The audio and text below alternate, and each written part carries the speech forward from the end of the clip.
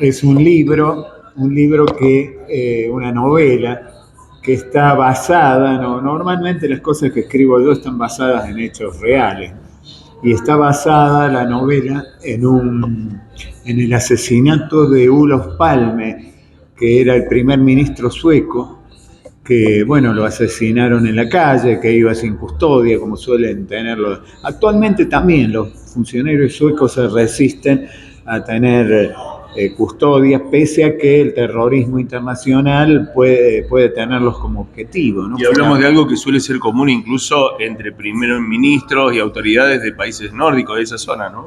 Tal cual, sí. Yo viví un año en Suecia.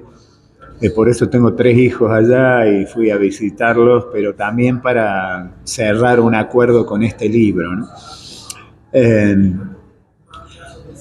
tenemos el libro, lo publicó una editorial de Buenos Aires, que es bastante prestigiosa, Torres Agüero, y bueno, prácticamente se agotó. De todos modos hay todavía en Mercado Libre, en esos espacios, hay libros que, bueno, alguien, si se interesa, puede conseguir. Ya, aprovechamos y recordamos el título. Sí, el título es La muerte por Perón, que justamente el traductor que me contacté en Suecia me dijo: ya desde el título tenemos un problema, porque claro, La muerte por Perón parafrasea de alguna forma a la vida por Perón, que era una exclamación de los militantes del peronismo en la resistencia.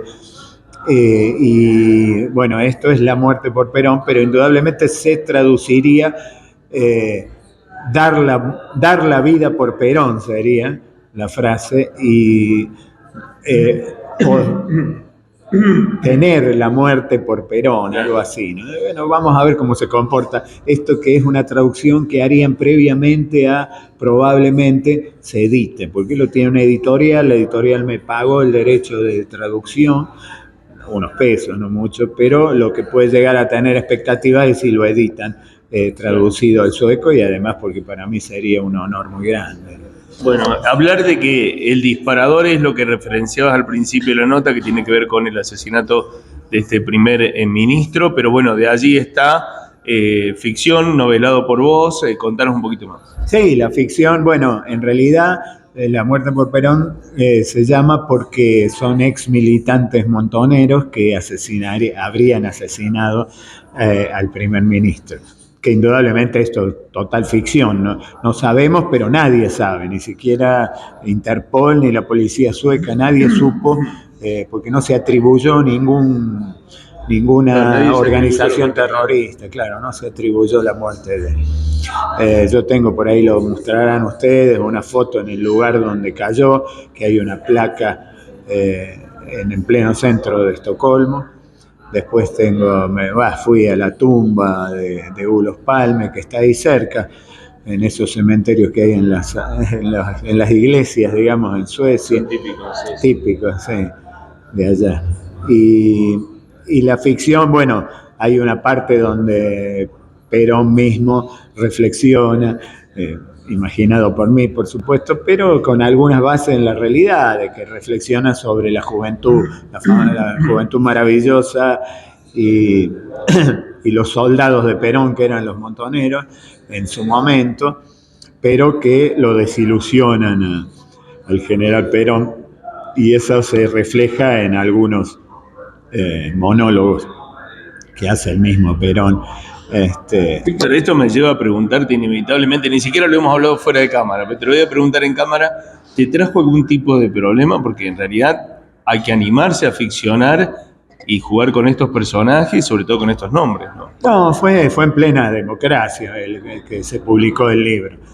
Pero bueno, algún problema hay, es más, de los mismos, porque yo conocí en el exilio muchos militantes montoneros, y algunos me criticaron, como que me atrevía a meterme en la mente de Perón, y más que nada porque los criticaba a ellos.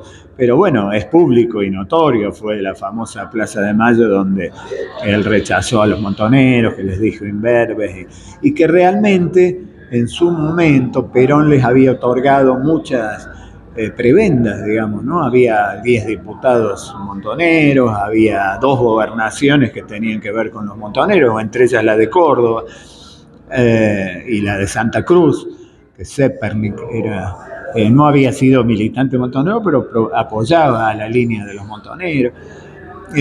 O sea que fueron bastante privilegiados, pero yo creo que en algún momento, desde una cierta soberbia, pensaron que podían prescindir de Perón, y esto es lo que enojó a Perón. Y bueno, hay una pequeña organización extraída en la novela, ¿no?, de los montoneros, donde reciben una propuesta de organismos internacionales, organismos de alguna forma terroristas, pero que se insertan todavía en las fábricas de armas, en una serie de intereses que por supuesto deben estar ahora en la guerra de Ucrania. Bueno, en algún momento reciben una propuesta que es bastante lógica, o sea que el libro es una novela, pero yo creo que es bastante lógico dentro de la política internacional. Bueno, y la satisfacción entonces que llegue a otro país y en otro idioma, imagino que no deja de ser una alegría grande, ¿no? No, por supuesto, la verdad que sí, porque aparte se refiere mucho, la mitad está ambientada en Buenos Aires y la otra mitad en Estocolmo. Que por supuesto, por mis vivencias, por haber vivido un tiempo allí, pueden ser bastante provechosas para el mismo lector, digamos.